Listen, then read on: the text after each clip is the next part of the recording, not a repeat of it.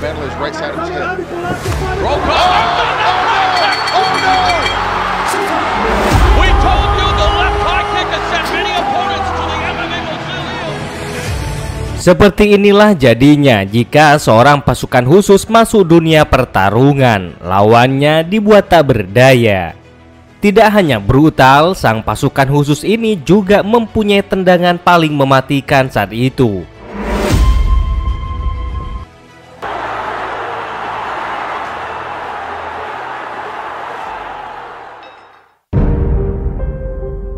Ya, petarung ini bernama Mirko Krokop, yang mempunyai nama asli Mirko Filipovic. Mirko adalah salah satu prajurit istimewa negara Kroasia. Selain ia berstatus sebagai abdi negara, ia juga aktif sebagai petarung kickboxing dan juga MMA. Di Bali ia masuknya ke dunia pertarungan karena ia memiliki bakat yang luar biasa. Karena memang ia memiliki background bela diri taekwondo. Pernah suatu ketika ia ditanya perihal rahasianya mengapa Mirko memiliki tendangan mematikan. Zid je dijelio od svinjca. Svinjac doslovce bio. Naravno je to bilo zatvoreno, to je bilo gore, ne znam, pola metra odvojeno. Čuje svinje kako hropću i tako dalje. Pa snijega napada, sa stražne strane nije bilo zatvoreno. Pa snijeg uđe unutra, kako vjetar puše pa navije. To je bilo snijega po 2 metra unutra, znaš. Onda to očistim taj snijeg, izbacim. To nekad je mokri snijeg, nego nekad je suhi. Terbukti dengan bakatnya itu, Krokop tumbuh menjadi anak dengan tendangan mematikan.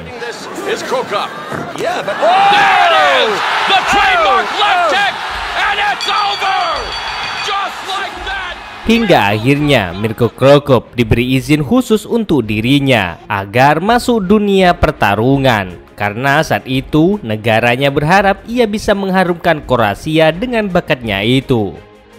Dan benar saja, pada tahun 96, Mirko yang masih berusia 21 tahun masuk olahraga kickboxing.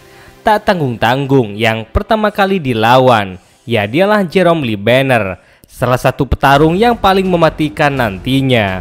Duel yang berlangsung di Yokohama, Jepang itu harus menempuh 5 ronde.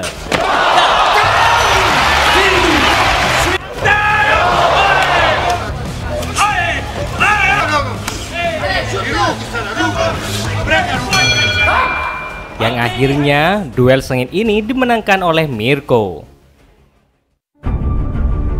Namun sayang, di laga keduanya malah ia harus dipertemukan langsung dengan rajanya kickboxing, yakni Ernesto Hoss.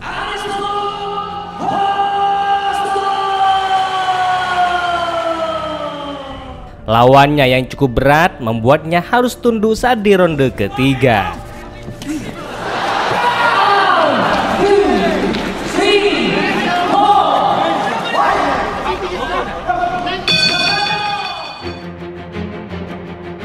Setelah kekalahan itu, Mirko bangkit dan tumbuh menjadi petarung yang jauh lebih brutal lagi.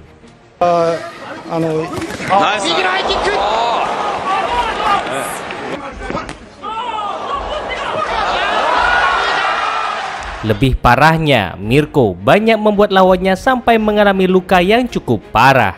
Kazuyuki Fujita termasuk yang menjadi korbannya.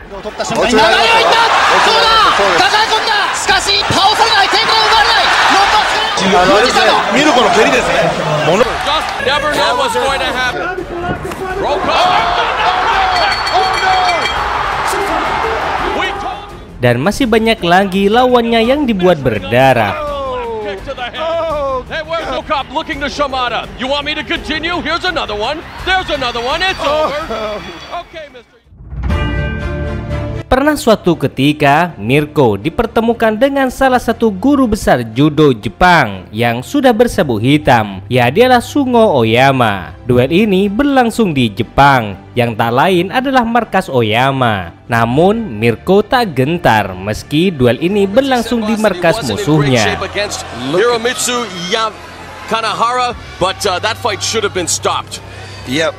Dan benar saja, di laga ini Mirko hanya butuh 1 ronde untuk mengalahkan sang pemegang sabuk hitam itu. Mix it up with Mirko Krokop is Shingo Oyama.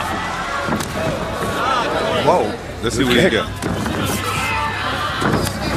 There is that patented grounded high left roundhouse, sending a lot better than he did against Kanahar. Looks like he's definitely worked on his control. And Mirko Cro Cop right now hitting with the roundhouse. Wow. Nice uppercut. Stuns Oyama, brings him to the floor. There's a kick and it's over. Lebih parahnya, lawannya sampai kesulitan untuk sadar. Cro Cop is definitely back. Merasa sahabatnya dikalahkan, akhirnya atlet judo yang lebih hebat lagi kini memberanikan untuk membalasnya. Ya, dialah Yoshida. Yoshida bukanlah petarung sembarangan. Ia pernah meraih berbagai kejuaraan judo tingkat internasional.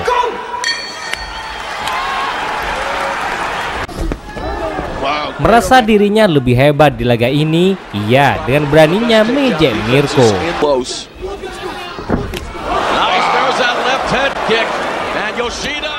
Mungkin tendangannya tidak ada apa-apanya dan ia kembali mengejeknya. Finish him standing, and the crowd now beginning to rally their support behind. Hidehiko Yoshida gets tagged with that left cross again, and now challenging Cro Cop.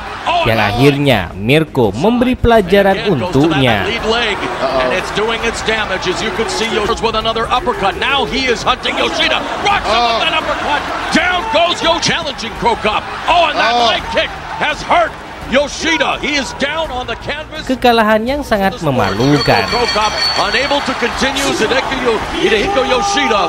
Mirko Cro Cop wins the main event. Namun sangat disayangkan, kehebatan Mirko mulai goyah ketika ia masuk UFC. Karena ketika ia di UFC, Mirko banyak mengalami kekalahan dibanding menangnya.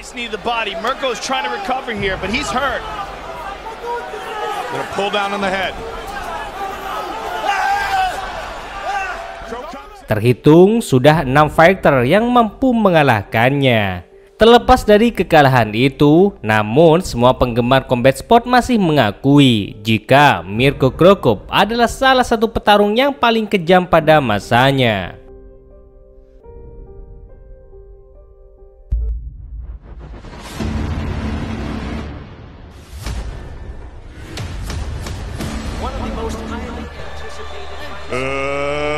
Let's get her